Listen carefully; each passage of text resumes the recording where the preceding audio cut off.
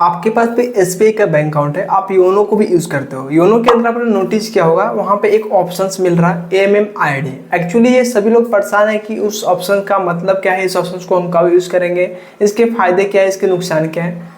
सबसे पहले समझते हैं कि एमएमआईडी का मतलब क्या होता है। एमएमआईडी का मतलब होता है मोबाइल मनी आइडेंटिफायर, यानी कि इस नंबर से आप मनी को ट्रांसफर कर सकते हो। ये एक तरफ से सीक्रेट कोड होता है और हर बैंक का ये एमएमआईडी अलग अलग होता है। मतलब आपके पास एसबीआई का बैंक अकाउंट है तो अगर आपके पास पंजाब का भी है तो हर दोनों ही बैंक का आपका एमएमआईडी अलग अलग होगा।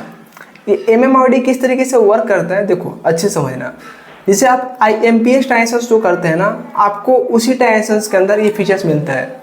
आप मोबाइल नंबर एंड एमएमआईडी से डायरेक्ट किसी के खाते में पैसा को ट्रांसफर कर सकते हो। इसके लिए ना तो अकाउंट नंबर चाहिए ना ही आप उसका आईएफएससी कोड चाहिए, बस क्या चाहिए, मोबाइल नंबर एंड एमएमआईडी, यानी कि मोबाइल मनी आइडेंटिफायर।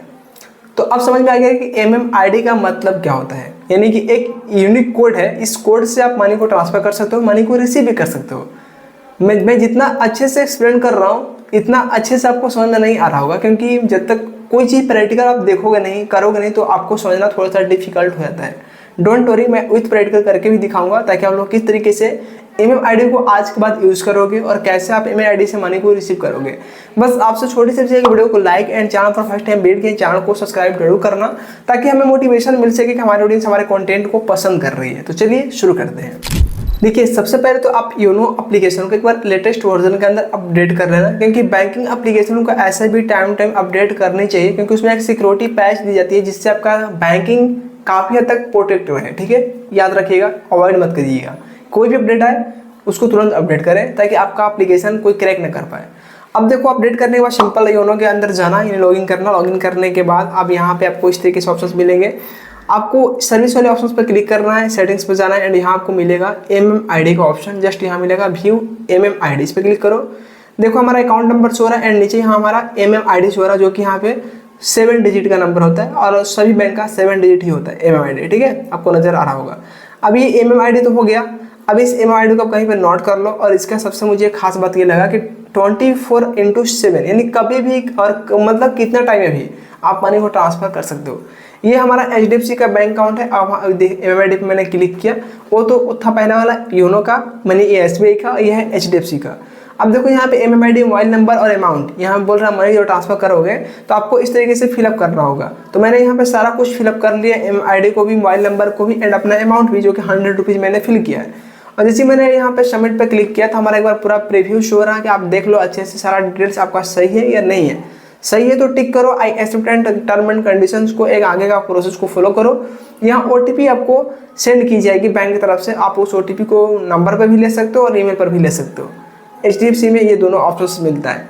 आप ओटीपी जैसे आप फिल करोगे तो तुरंत कुछ सेकेंड्स के अंदर आपका जो बैलेंस है वो एक बैंक से दूसरे बैंक में ट्रांसफर हो जाएगा, मतलब सिर्फ एमएमआईडी की मदद से।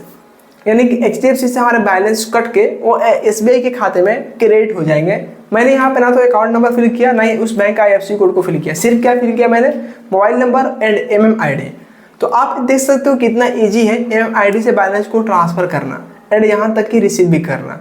एमएमआईडी किसी बैंक का सिर्फ 7 डिजिट का एक यूनिक कोड होता है, जिसका मतलब होता है मोबाइल मनी आइडेंटिफायर। अब देखो यहाँ पे आने के बाद ना फिर से आपको क्या करना है, इस पेज पर आने के बाद यहाँ पे योनो पे क्लिक करना है एंड यहाँ पे बैंक ट्रांसफर का ऑप्शन मिलेगा, इस पर क्लिक करो।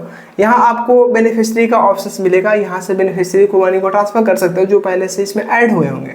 लेकिन अपने को ट्रांसफर करना है क्या, जिससे एमएमआईडी से। अब यहाँ पे आपको मिलेगा प्रोफाइल पासवर्ड, इस पर क्लिक करो एंड क्लिक करने के बाद यहाँ मिलेगा बैंक और अदर बैंक और दूसरा मिलेगा बेनिफिशियरी मोबाइल नंबर एमएमआईडी। अब देखो इस एमएमआईडी पे क्लिक करने के बाद ना यहाँ पे मिलेगा ऑप्शन नेम, एमएमआईडी और मोबाइल नंबर। जिस बैंक का आपके पास एमएमआईडी है उस व्यक्ति का नाम भी पता होगा, नाम और एमएमआईडी और मोबाइल नंबर को फिल करना और उसके बाद नीचे सबमिट पे क्लिक करना, यानी नेक्स्ट पे क्लिक करेंगे।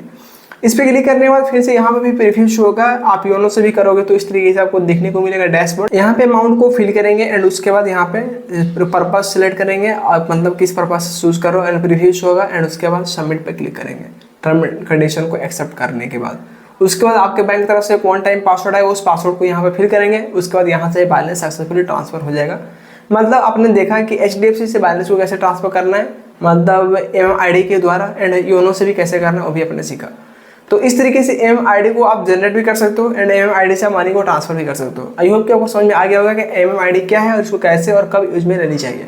ये बिल्कुल सिक्योर है, आप इसको ऐसा मत लेना कि अनसिक्योर है, बिल्कुल भी नहीं, ये सिक्योर है। और मतलब जो हम बैंकिंग डिटेल्स फिल करके मनी ट्रांसफर करते हैं ना, उससे ही ज़्यादा सिक्योर है, क्योंकि ये बैंक की तरफ से आपको यूनिक कोड दी जाती है और ये हर अकाउंट का यूनिक कोड अलग अलग होता है, जिसको बोलते हैं MMID नंबर। मिलते हैं फ्रेंड्स एक नए वीडियो में। Subscribe the channel for more videos. Thank you.